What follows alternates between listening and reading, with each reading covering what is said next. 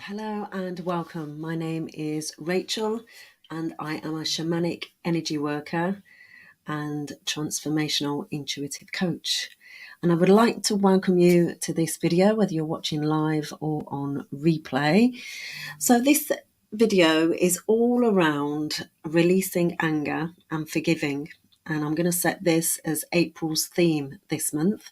So if you tuned in last month was all about authenticity and vulnerability. And this month we are shifting into releasing anger and forgiveness. So we are in the month of April. It's a great opportunity to step into your true, beautifully unique self for all the world to see. So my first question is, are you holding grudges? And who would not want to live in a world that's more forgiving? Forgiveness towards others is a noble goal. It can be understood as a deliberate attempt to release feelings of anger that we can hold towards an individual or a group, presumably. So we presume that it is in response to something that they did to cause us or others harm. Well, research suggests that forgiveness is good for us. And with many studies, it shows that forgiveness is associated with indices of both improved mental health and physical health. So if this has triggered you already, then this is something that you may need to work on.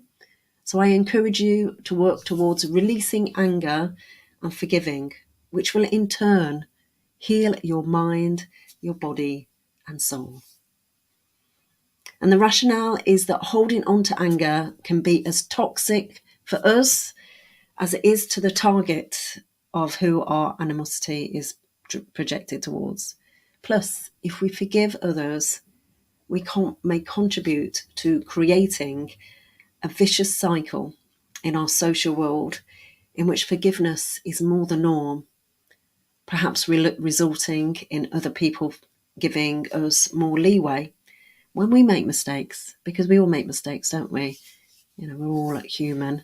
And I know this from my reflection of my HR career, where there's always an opportunity to seek blame. And when we think of the world that we live in, it seems to be quite a blame culture, where there's blame, there's a claim, and all that kind of stuff.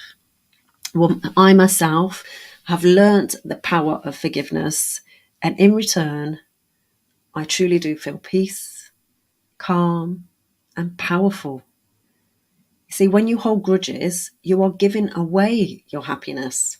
You are giving away your peace. You are giving away your power. So it's a choice. It's a choice in how we react to people and situations. It just takes a bit of training to catch yourself in the act of flying off the handle initially, and to consciously be, think, feel, and do it differently. So in theory, one of the best parts of forgiveness is that it does not have to be contingent on whether we exonerate the offending party of their wrongdoing. We have complete control over the decision to let go of our emotional reaction to harmful experiences. And yet, many people struggle. They struggle to forgive and can't often get over all the experiences that they feel others have committed towards us, all the people and things that we care about. So one reason why forgiveness can be so difficult is we often believe that in order to find peace through forgiveness, we need to reject our anger. However, the true key to embracing forgiveness and its many benefits actually lies in not rejecting our anger, but rather in listening to and understanding our anger as a necessary and useful emotion. And before letting go of our anger in a particular situation, we need to understand the function that anger plays in that situation and make sure to meet those needs before we forgive. Anger is typically an emotion used as an indicator of instability, and it could be feelings that we're in a situation that's dangerous. But these stereotypes are only part of the story. In actuality, anger serves three important protective functions in our life. And the first, emotional protection, anger validates that something feels wrong, that we have been hurt emotionally. For example, anger can be an indicator of a deeper sadness or anxiety related to the loss of a loved one, that we can feel we have been prevented, or maybe it's the result of a perceived injustice where we feel we are bullied, mocked, or otherwise mistreated. And in the presence of hurtful behaviour, anger is an imperfect ally that keeps us focused on that issue in the same way that physical pain lets us know that we have a broken bone. And if we suppress or avoid anger, then we may inadvertently worsen rather than improve our well-being. So experiencing the anger, we may be suffering, but we are also drawing attention to our pain.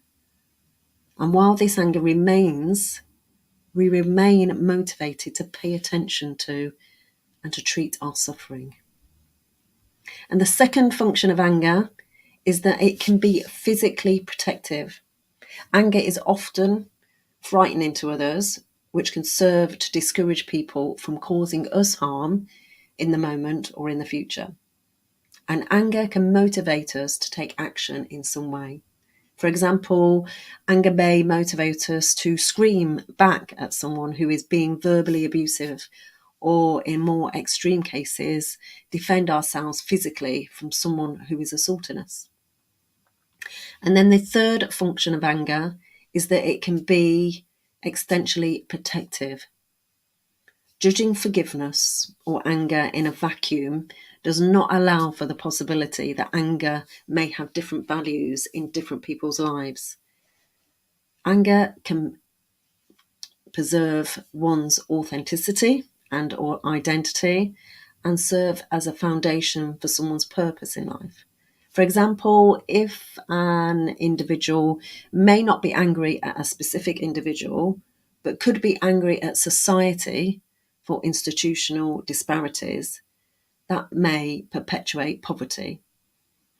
While this anger may not serve as a form of direct personal protection per se, but may motivate behaviours such as political activism or artistic expression that serve to address a given injustice and to reaffirm an individual's values and purpose. Thus, letting go of one's anger without addressing and understanding anger's protective functions can leave us vulnerable to being hurt again, emotionally, physically, or even within area of our existence. So many of us hold on to anger and refuse to forgive because we have not figured out a better way to protect ourselves. But if we fully access our protective concerns and put in place alternative protections, we can release anger and embark on a forgiving in a better way that brings us peace without leaving us feeling exposed. So for the month of April, I will share with you a series of daily little love challenges with an opportunity for reflection and learnings. So enjoy the growth and transformation that this brings. So today's challenge, if you choose to accept it, is to use the countdown technique. So whether you're angry today at some point, before saying or doing anything, count down from 20 to gain a sense of composure. And then when you've done this, have some time for some reflection and think about, have you ever responded quickly and impulsively in anger and then regretted it? And then take a moment to think about what thoughts, what beliefs and fears cause this knee-jerk reaction. And then just take some time for some reflection on how does it affect your relationships when you react in this way? And does it ever help the situation? So, and then by the end of the day, ask yourself, how did it go? And did pausing help you challenge your initial reaction? And did you avoid saying something you may have regretted later? So creating awareness is the first step to solving the problem. So I hope you enjoy this month's theme of releasing anger and forgiveness, and it helps you on your journey in life. So remember, Pura Vida your life, it all starts with you. So until next time, Pura Vida.